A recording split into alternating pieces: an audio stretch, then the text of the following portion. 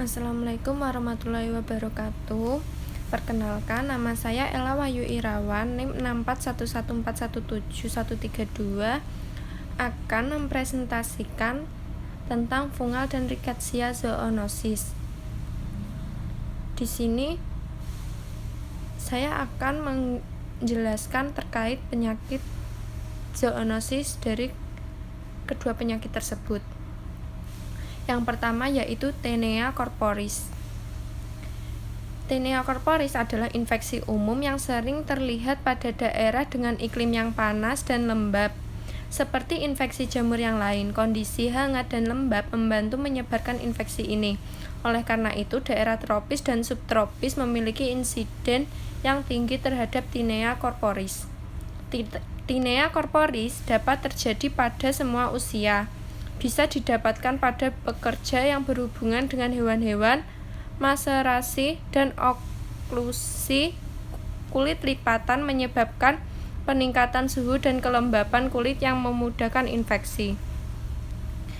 Etiologinya yaitu penyebab utama Taenia corporis adalah infeksi jamur dengan golongan Dermatophytes, yaitu Trichophyton. Jamur ini dapat berkembang biak pada jaringan keratin, yaitu jaringan keras dan tahan air yang terdapat di kulit, rambut, ataupun kuku. Jamur Dermatophytes dapat menular dengan beberapa cara, yaitu bersentuhan atau berkontak langsung dengan kulit penderita Taenia corporis, bersentuhan atau berkontak langsung dengan kulit hewan yang terinfeksi, bersentuhan atau berkontak langsung dengan benda-benda yang terkontaminasi jamur ini, seperti pakaian, spray, dan handuk. Selain kondisi-kondisi di atas, ada beberapa faktor yang bisa meningkatkan risiko seseorang terkena Taenia corporis. Di antaranya yaitu tinggal di daerah dengan iklim yang hangat atau lembab, memiliki keringat yang berlebihan, mengenakan pakaian yang terlalu sempit atau ketat, menggunakan pakaian, spray, atau handuk penderita Taenia corporis, melakukan olahraga yang melibatkan kontak fisik dan kulit secara langsung, contohnya gulat, memiliki sistem kekebalan tubuh yang lemah, dan yang terakhir yaitu menderita diabetes. Patofisiologisnya yaitu yang pertama, perletakan keratinosit. Jamur superfisial harus melewati berbagai rintangan untuk bisa melekat pada jaringan keratin, di antaranya sinar UV, suhu, kelembapan, kompetisi, dan flora normal lainnya. Sphingosine yang diproduksi oleh keratinosit, dan asam lemak yang diproduksi oleh kelenjar sebasea bersifat fungistatik. Penetrasi melalui ataupun di antara sel. Setelah terjadi perletakan, spora harus berkembang dan menembus stratum corneum pada kecepatan yang lebih cepat daripada proses desquamasi.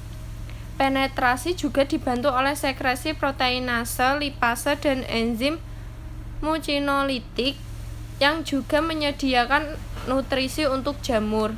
Trauma dan maserasi juga membantu penetrasi jamur ke jaringan. Fungal di dalam dinding sel dermatofita juga bisa menurunkan kecepatan proliferasi keratinosit.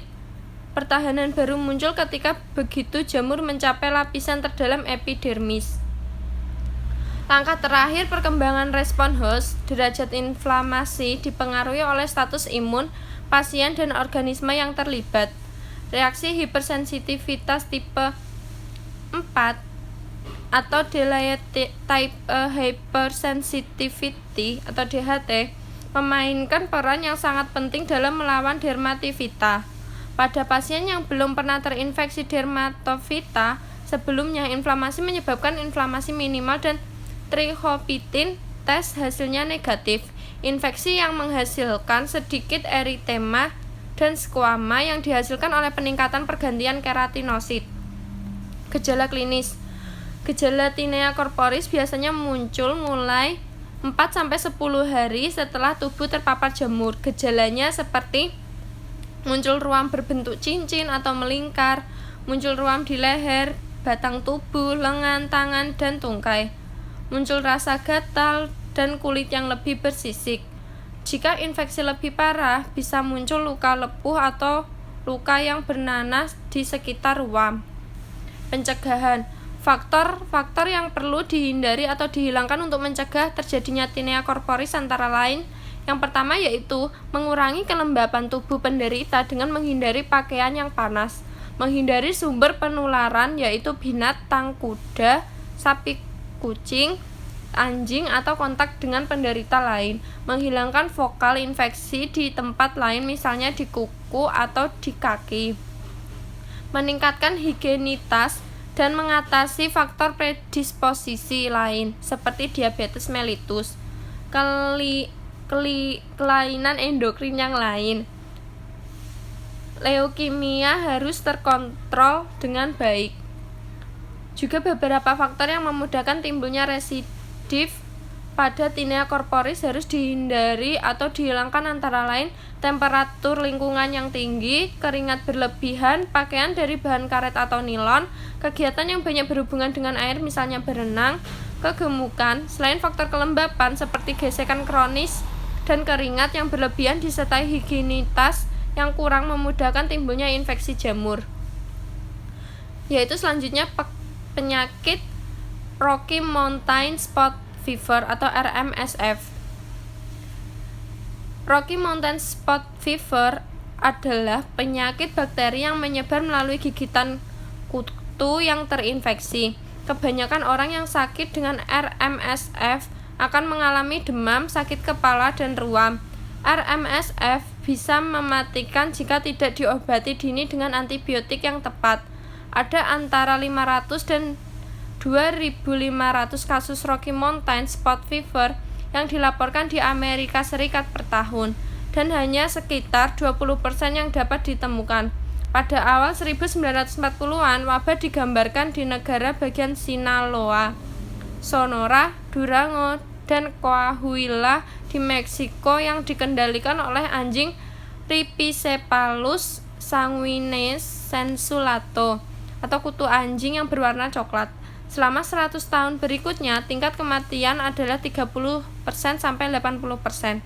Pada 2015 terjadi peningkatan tiba-tiba dalam kasus Sonora dengan 80 kasus fatal. Dari 2003 hingga ke 2016, kasus meningkat menjadi 1.394 dengan 247 kematian.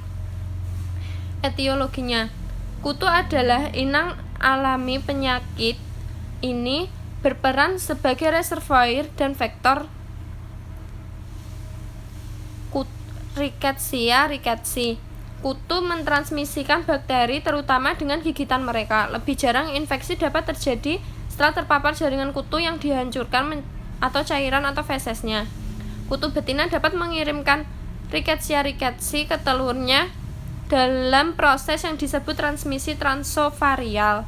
Kutu juga dapat terinfeksi oleh Rickettsia rickettsii sambil memakan darah dari inang dalam tahap larva atau nimfa. Setelah kutu berkembang ke tahap berikutnya, Rickettsia rickettsii dapat ditransmisikan ke host kedua selama proses makan.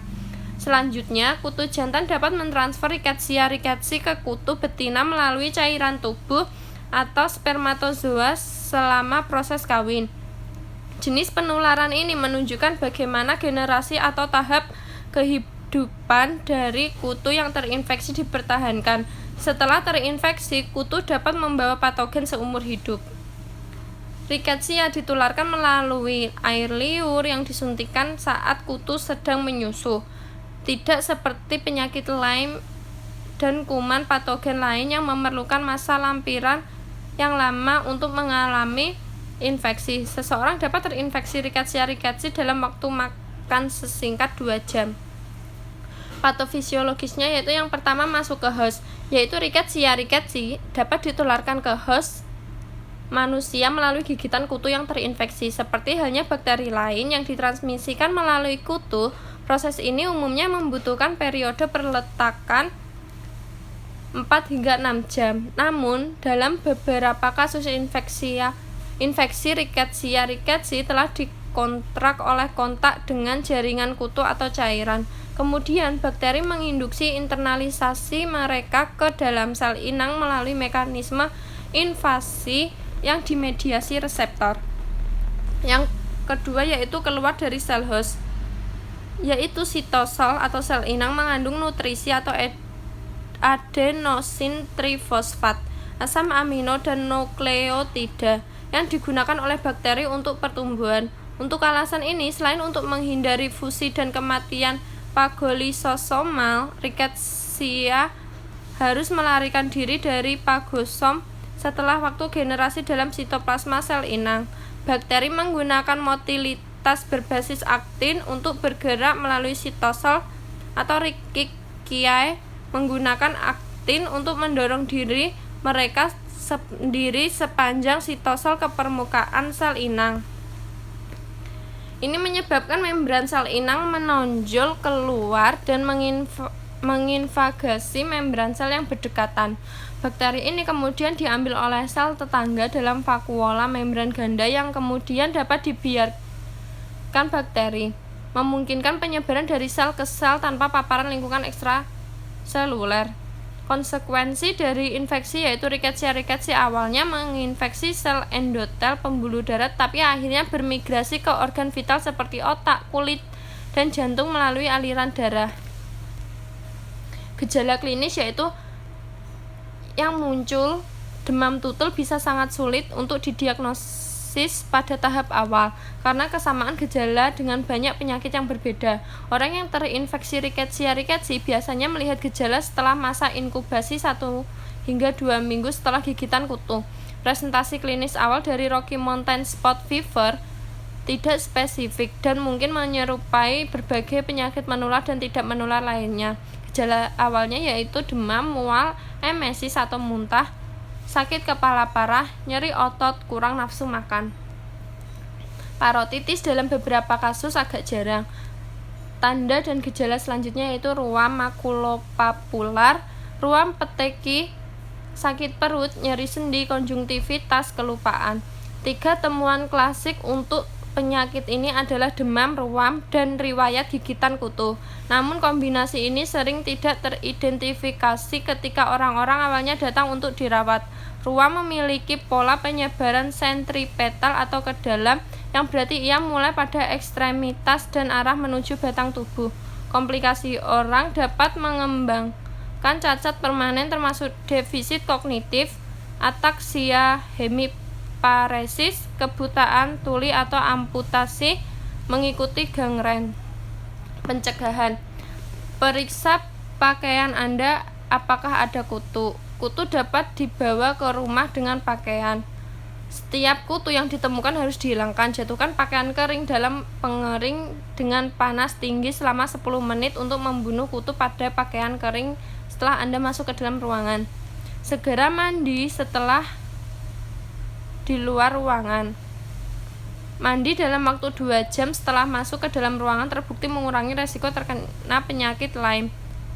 Periksa kutu tubuh Anda setelah berada di luar ruangan. Lakukan pemeriksaan seluruh tubuh saat kembali lagi dari daerah yang berpotensi kutu, yang bahkan mencakup halaman belakang Anda.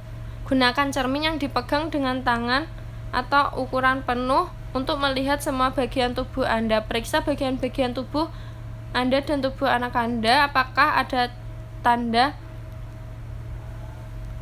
keberadaan kutu, yaitu ada di bawah lengan, di dalam dan di sekitar telinga, pusar bagian dalam, bagian belakang lutut, di dalam dan di sekitar rambut, di antara kedua kaki, dan di sekitar pinggang. Sekian presentasi fungal dan Rickettsia zoonosis dari saya. Mohon maaf bila ada salah-salah kata. Wassalamualaikum warahmatullahi wabarakatuh.